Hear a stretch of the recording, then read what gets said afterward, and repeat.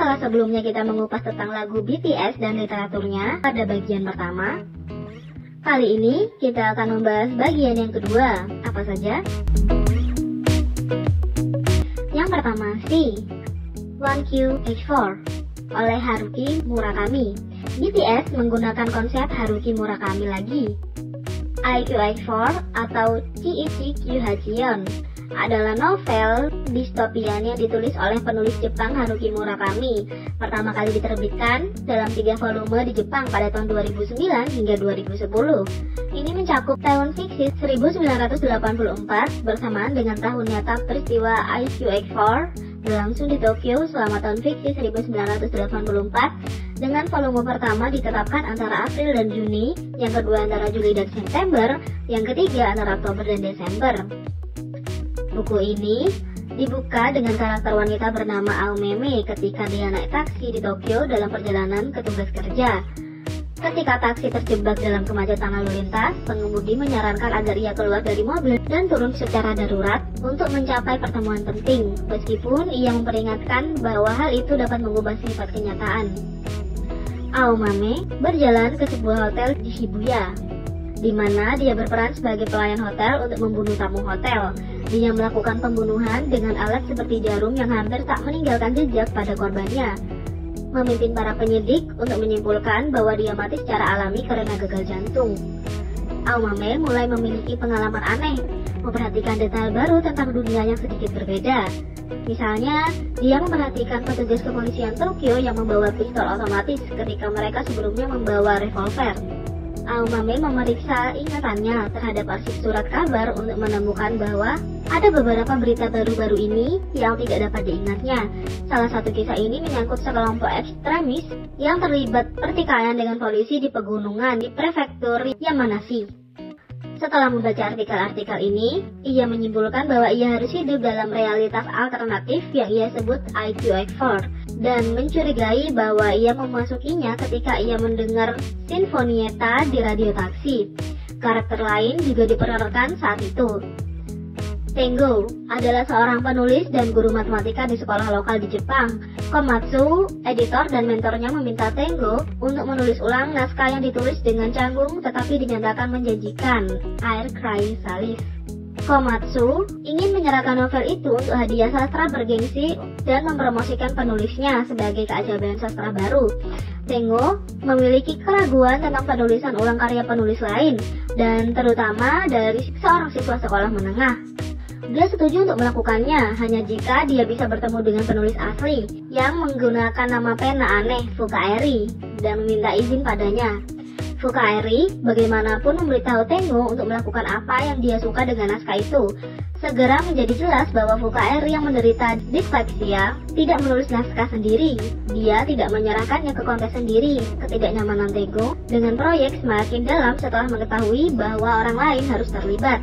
Untuk mengatasi kekhawatirannya tentang masa lalunya, Fukaeri membawa Tengo untuk bertemu wali saat ini, seorang pria bernama Profesor Ebushino Sensei, atau hanya Sensei, ke Fukaeri.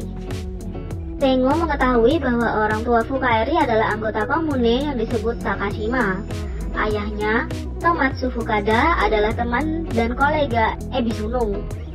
Tetapi mereka tidak melihat secara langsung tentang masalah mereka. Fukada menganggap Takashima sebagai utopia. Ebisunung menggambarkan komune sebagai tempat di mana orang-orang berubah menjadi robot yang tak terpikirkan. Fukaeri yang dijuluki Ebisunung Sensei Eri hanya anak kecil saat itu. Sementara itu, Aomame pulih secara psikologis dari tugasnya baru-baru ini untuk membunuh tamu hotel. Terungkap bahwa ia memiliki hubungan pribadi dan profesional dengan seorang wanita kaya yang lebih tua yang disebut sebagai dowager.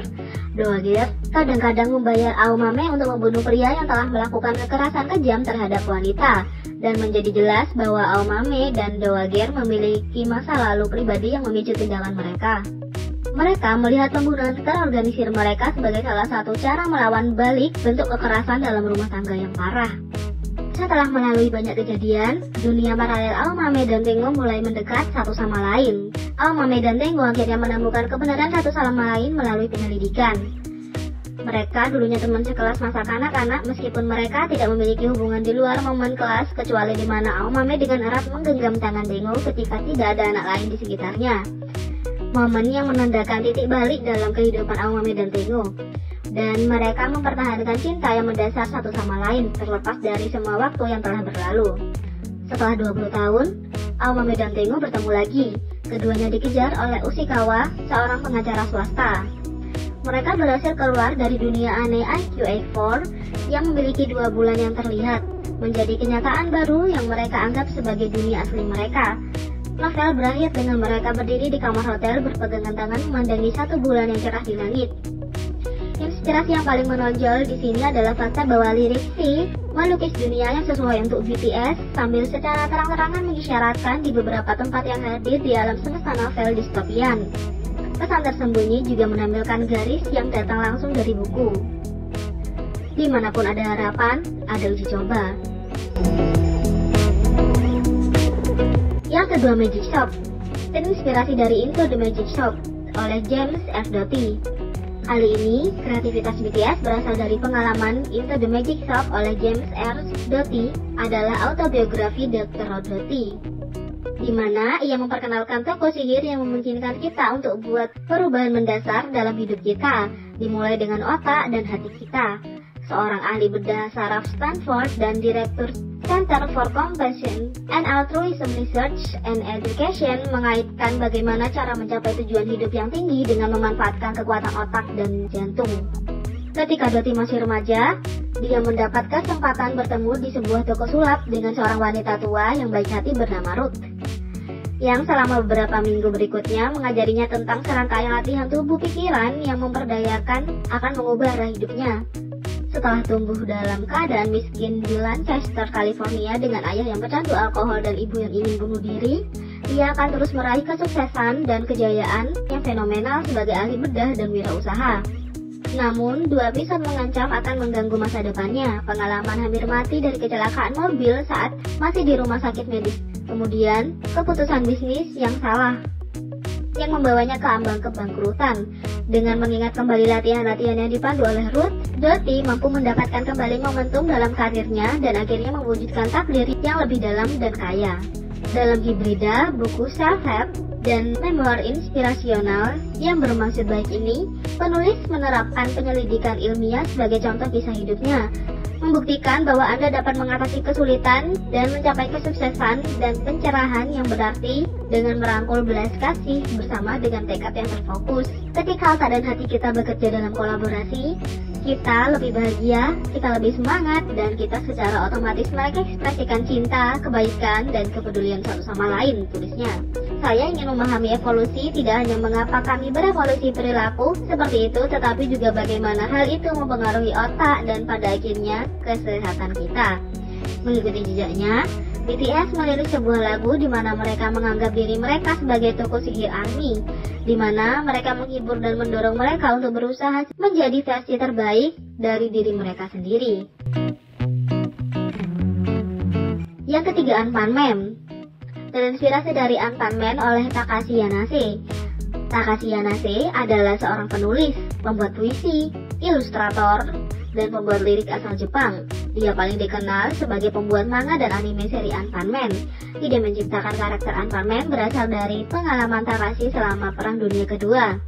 Kala perang, dia seringkali mengalami kelaparan, dan setiap kali merasakan itu, dia selalu terbayang roti Anpan. Tak disangka, beberapa tahun setelahnya, Takashi berhasil menciptakan karakter superhero yang diberi nama Anpanman. Meskipun sedikit berbeda dari buku-buku lain dalam daftar ini, mari kita akui hit khusus untuk membawa kembali begitu banyak kenangan dari masa kecil ARMY.